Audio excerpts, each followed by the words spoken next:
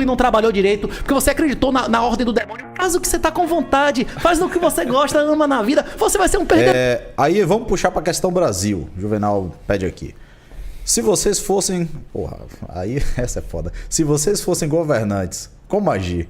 Seriam intervencionistas para amenizar a influência da guerra ou deixaria a política atual sem interferência? Visão pró-mercado e não política. Depende, Renato, o que você acha? Depende do poder, né? Depende do governante, como se eu fosse o absolutista supremo, se eu fosse um semideus, eu tivesse poder total, eu ia matar meus inimigos pra deixar os puxa-saco, não é isso que os caras fazem? Então o país é meu harém, meus escravos, 20 milhões de escravos. Não é isso que o cara fez lá na Coreia do Norte? Você ia deixar de matar seus inimigos? Ah, liberdade o quê? Mas você vai morrer, não é isso? Você vai deixar os vagabundos vivos aí e cortar tudo. Meu irmão, se eu fosse o rei, se eu fosse absolutista, depende. Governante acho que ele fala num sistema democrático, ele fala exatamente, regime, né? Ele fala, acho que no regime que a gente tem hoje no Brasil. Isso, tem que ver, né? O presidente manda nada, rapaz. O embaixador chinês que manda 20 vezes mais que Bolsonaro no Brasil. Tipo, esse cara não manda porra nenhuma, né? Ele não manda na família dele, não manda em nada. Fica recebendo travesti em casa, que a mulher dele fica botando lá negócio de feminista. Imagina o cara mandar na casa dele. Como é o nome? Como é que um pessoal se refere a ele lá em Brasília? Como é? Se refere aqui. Primeiro-ministro, Bolsonaro, tem uma expressão que usam pra dizer que ele não manda nada, que é a rainha da Inglaterra. O cara manda nada. Agora, se fosse rei supremo, aí a conversa ia mudar, né? Ia pegar meus amigos, né? A pergunta tem a ver com a questão econômica. O quê? Não é diplomática nesse caso. Não, mas a questão é a realidade. As pessoas maximizam satisfação. Eu vou fazer acontecer, meu irmão, você vai defender seu interesse pessoal, não é isso? Eu sou acionista da Petrobras? Não, então se lasque, não é isso? Até a eleição, a gasolina... Rapaz, Dilma vai fazer igual a Dilma. Nosso Dilma, na verdade, Dilma aprovou inclusive a lei de guarda compartilhada, que é a maior conquista do homem em 20 anos. O Dilma aprovou 22 leis feministas, né? Dilma foi bem pior que Dilma. Dilma vai... Rapaz, anotem o que eu tô dizendo. No dia seguinte da eleição, a gasolina vai aumentar 38%, igual a Dilma fez. O cara vai segurar até o último minuto. Agora, talvez eu fizesse isso, eu não sou acionista da Petrobras, nem isso. Economicamente, vocês iriam mais para uma visão pró-mercado? É o seguinte, quando o cara é governante de um país, inclusive tem Rules for Rulers, tem um livro que é as regras dos ditadores. É interessante, inclusive, o que um ditador pode fazer para ganhar mais dinheiro ou mais poder. Isso já foi estudado sistematicamente. Tipo assim, quanto mais liberdade você dá às pessoas, o ditador é mais rico. Por exemplo, o de Singapura é uma ditadura. Hong Kong, Singapura, esses lugares que era miserável, palafita inferior a Salvador há 50 anos atrás, hoje é mais rico que a Suíça. Nunca teve democracia, eles tinham legalidade, que nós não temos, não é isso?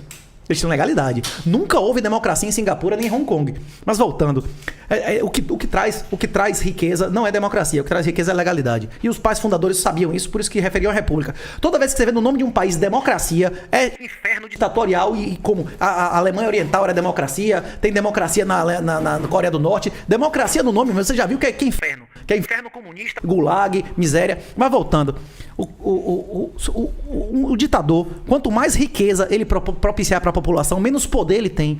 E essas pessoas, eles não são pessoas normais como eu e você. Como eu falei, porque viado é viado, homem é homem, menino é menino, como é o nome, macaco é macaco, e político é político. O político não é uma pessoa normal. A maioria dessas pessoas são psicopatas ponerológicos. Se você quiser entender a psicologia deles, você tem que ler um livro de Lobachevsky, Ponerologia Política. Eles não são pessoas normais. Os políticos, em geral, são psicopatas ponerológicos. 30, 40% da população desses países, inclusive do nosso, são idiotas úteis, são pessoas histéricas. Você acredita na palavra do mentiroso do que o céu é azul. É esse pessoal que insiste que máscara impediu alguma doença e fez bem à saúde. É essa galera que tá achando que vacina experimental é maravilhoso. Mesmo o filho do cara estando na UTI, o filho do cara tendo miocardite, de 5 ainda quer botar a terceira dose no guri. Esse tipo de gente, a psicologia, tem livros, a mentalidade esquerdista também, que a gente explica no livro En Passant. Tem psicólogos, psiquiatras que já estudaram a cabeça dessas pessoas. Eles não são pessoas normais. Cada pessoa maximiza a satisfação. Pessoas como eu, como você e como Aron, a gente quer que todo mundo seja mais livre, todo mundo seja mais rico. Eu quero que vocês sejam ricos, porque senão vocês vão querer me roubar, não é isso? Vocês vão querer tomar o que eu tenho. Eu não quero que tenha um sentimento ruim dentro de você. Quando Jesus falou, eu sou a verdade e a vida, é o seguinte: quando você tem mentira dentro de você, quando você mente a você mesmo, você não assume os seus erros, que você é gordo porque você não faz ginástica e come merda, porque você é pobre, porque você não acumula e não trabalhou direito, porque você acreditou na ordem do demônio. Faz o que você tá com vontade, faz o que você gosta, ama na vida, você vai ser um perdedor, você vai ser um merda, um fracassado. Se você quiser ser um vencedor, você tem que fazer o que você é bom, não o que você tá com vontade de fazer, senão só ia ter prostituta e surfista. Sim, o quê? Assim, voltando, quem vive pra ser feliz serve o demônio. Quem serve a Jesus vive pra ser bom, pra fazer o que é certo. Certo? As pessoas que têm algum valor moral acreditam nisso, a gente vai fazer o certo. Só que a maioria das pessoas, elas não têm um valor moral. Quando mandaram escolher entre Jesus e Barrabás, a democracia escolheu quem? O ladrão assassino, não é isso? E Jesus, o rei do Jesus crucificado. Ô, Renato, então, permita que eu faça uma citação importante aqui. Okay. É porque dentro de tudo que você está falando, é porque assim, tem muita coisa aí dentro, eu queria destacar uma coisa. Quando você falou em algum momento aí a questão do Brasil, caso o pessoal não saiba, né, nós três aqui passamos pela dolorosa faculdade de Direito, né? E um dos grandes livros que o estudante de Direito pode ler na vida, até faço essa recomendação ao pessoal, é um livro de, inclusive, um dos fundadores do Partido dos Trabalhadores. E é um excelente livro, um dos melhores livros que eu li na vida, Raimundo Faoro, Os Donos do Poder. E dentro desse livro, ele faz um apanhado histórico, viu, Renato? Desde toda a matriz jurídica que existia em Portugal, a época do descobrimento, e como essa matriz jurídica foi implantada no Brasil, e aquela semente está até hoje aqui, gerando frutos em relação a noções de direito de propriedade.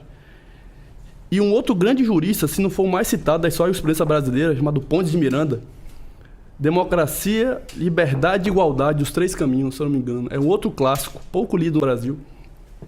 E nesse livro, de um dos juristas mais influentes e mais citados da história da jurisprudência brasileira, ele coloca lá dentro, Renato, quando ele vai, teoricamente, explicar essas três palavras, né, esses três conceitos, essa política, ele pega a igualdade e faz citações de Karl Marx. Igualdade material. E eu volto aqui um pouco na conversa, quando você citou aquela questão do que... Como é que é aquela frase? O trilema. O trilema, um problema com os três, né? Dos três você tem que tirar dois. Toda decisão de investimento, você está escolhendo rápido, barato e seguro. Sempre você está fazendo essa escolha. Você não vai para os extremos. Absolutamente seguro, sem nenhum rendimento, você não precisa de um consultor de investimentos, né? Ele vai tentar botar você no curva do máximo, existem estratégias que reduzem seu risco sem reduzir seu ganho potencial. Por exemplo, diversificação, Markowitz, não é isso?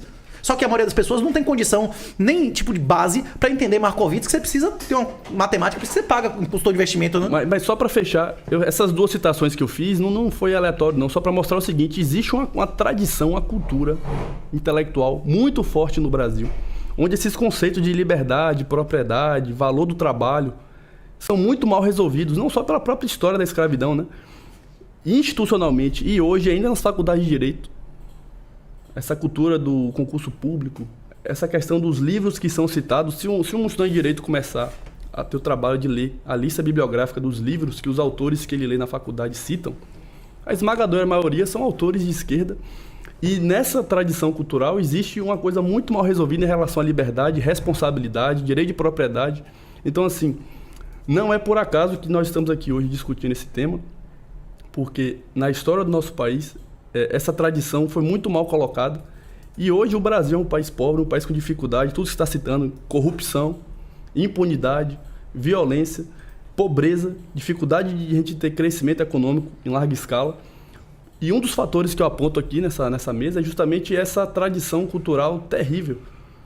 Para eu conseguir ter acesso a livros de liberalismo, livros de libertarianismo, eu demorei anos.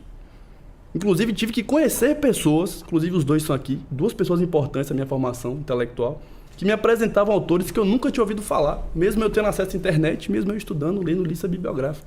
Então, assim, não é por acaso que nós estamos onde estamos, entende? Então, assim, esse parêntese que eu fiz foi só para meio que explicar mais ou menos o porquê de ser isso que você está falando aí. Essa coisa dessa cultura mal resolvida no Brasil. Tem uma mensagem aqui do Wagner, né? Tem uma música do Felipe Ret que diz que o desejo de ser feliz é a meta dos fracos. É o lado... O Star Wars que a gente estava conversando, não é isso? O lado negro é mais poderoso? Não, mas ele é mais rápido, mais fácil e mais sedutor, não é isso? Uhum. Você ser feliz, você achar que você vive para ser feliz, é servir o demônio. A regra do demônio, a regra de ouro de Jesus é faça com os outros o que você quer que faça consigo. Ama o próximo como a ti mesmo e Deus acima de todas as coisas. A regra do demônio é repetida pelo Raul Seixas. Faça o que tu queres, que é tudo da lei, não é isso? Na hora que você falou, eu ia exatamente dizer isso. Faça o que tu queres. Tem uma pessoa aqui que tá fazendo uma pergunta aqui no WhatsApp, mandou aqui diretamente, o Anderson, que tá perguntando qual a sua tendência política aqui no Brasil. Ele tá perguntando qual a sua linha aqui no Brasil. Antes de você responder, eu vou dizer, ô Anderson, tá com vergonha de falar no chat? Entra lá no chat, Anderson. Eu. E se inscreva no canal. Eu fui candidato a deputado estadual para ajudar Bolsonaro. Tive 3.600 e poucos votos. Fiz uma campanha de R$10 mil. Inclusive fui réu criminal por apologia ao crime. Qual era o nome do seu... Na campanha, seu nome na campanha? O nome que eu sou conhecido na polícia, Renato 38. Renato 38. Isso. Maravilha. Eu tive 3.600 votos, eu fiz uma campanha de R$10 mil, uma campanha de 60 dias para ajudar Bolsonaro. E muitas pessoas algumas pessoas que votaram, nunca votaram em Bolsonaro, mas já me conheciam e tal. Tipo, de qualquer maneira, mais candidatos em um partido traz mais votos de pessoas que não são ideológicas em relação àquele partido. Então eu fui comparsa de botar Bolsonaro no poder, mas não me arrependo. Porque era necessário que houvesse uma alternância de poder. Mas hoje é indiscutível que Bolsonaro é o maior traidor e covarde dos 500 anos de história do Brasil. O governo dele, em qualquer métrica institucional e macro, é inferior ao de Dilma. Inclusive, eu acredito que Bolsonaro vai ganhar a eleição, porque nunca houve uma pessoa mais submissa ao STF do que ele. Você acha que Toffoli, você acha que Fachin, você acha que falam grosso com Lula? Você acha que vão dar ordem a Lula, dizer, bote esse aqui, eu quero que você indique ele. Você acha que ele vai falar? Ele vai lá, você quer falar grosso comigo? Beleza, vai dizer pro embaixador chinês, tem um cara aqui precisando de uma morte natural, não é isso? O quê? Pô, rapaz, aquele negócio que você mandou fazer aqui, tem um cara que tá impedindo. O Ciro Gomes foi o candidato oficial do PCC aqui no Brasil, com ritual, diploma e tudo aqui. Esses caras, eles são diretamente ligados. O Brasil hoje é uma colônia chinesa. A questão é a seguinte, a pergunta que se faz é, em um sistema que uma pessoa honesta nem sequer pode ser candidato, que os partidos são cartéis, são organizações cartelizadas, que só os brother bota quem quiser como candidato, que qualquer um que faça uma afirmação de homem, como aquele deputado lá fez, é caçado. E, tipo assim, o mesmo órgão faz a eleição, que são pessoas que chegaram lá de maneira ilegal. Se o Brasil tivesse legalidade, o STF todo já teria sido afastado, pelo menos se não fosse executado, seria preso, né? Então, tipo assim, nós vivemos um estado de exceção absoluto, votar não faz diferença nenhuma. Então a questão que se coloca pra gente é mais fácil para um macaco mudar de árvore ou mudar a árvore de lugar? Mudar de árvore, com certeza. Se eu chegar pra uma tartaruga e disser, tartaruga voa e a tartaruga não voa, a culpa é minha ou da tartaruga? Você vai ficar brigando, você vai entrar no tanque pra tentar convencer o tubarão a ser vegetariano? É isso que essas pessoas estão fazendo, entrando no processo político, eles estão entrando no tanque para pedir pro tubarão. Se você investir 1 centavo na campanha política, você está financiando os bandidos. Se você financiar, se você tem ações, se você tem FI, se você tem imóveis, se você tem carro que paga IPVA, você financia o crime. Se você não quiser financiar o crime, você tem que sair do legacy, do sistema que financia os criminosos. Por isso que o Bitcoin, eu acredito que é um imperativo moral. Você quer investir em ouro? Existe ouro sintético e ouro que é lastreado, colateralizado em Bitcoin. Você quer investir em dólar? Você pode ter dólar lastreado em Bitcoin. Como esses dólares agora que o El Salvador vai pagar 6,5% ao ano. Qualquer um pode entrar no site e comprar o Bitcoin Bond.